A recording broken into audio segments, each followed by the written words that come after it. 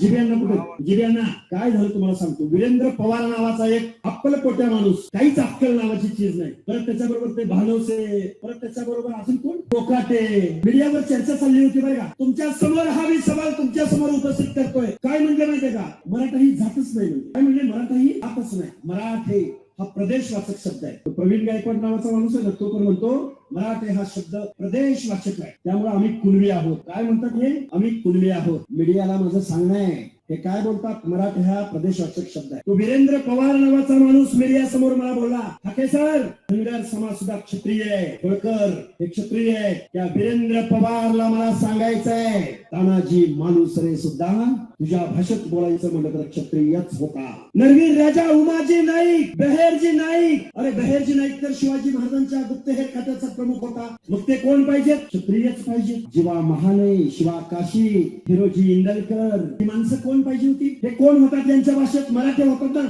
होळकर मराठे होत असतील तर तानाजी मालुसरे कोण होणार, मराठेच होतील. बेहरजी नाईक मराठेच होतील यांच्या भाषेत. पण आमच्या जाती पुढे काय लावलं, हिंदू बेरड बेडर रामोशी, हिंदू नाबी, हिंदू महादेव कोळी, हिंदू धनगर, हिंदू हटकर, हिंदू लोणारी, हिंदू माळी. मग हिंदू हा शब्द बाजूला ठेवू, माळी साळी कोळी केले हटकर धनगर समगर बजारी लोणारी परीट गुरव घरशी नाभिक सुतार लोहार कुंभार बेरड बेडर रामोशी या माणसांच्या समोर तुम्ही हिंदू लावलं.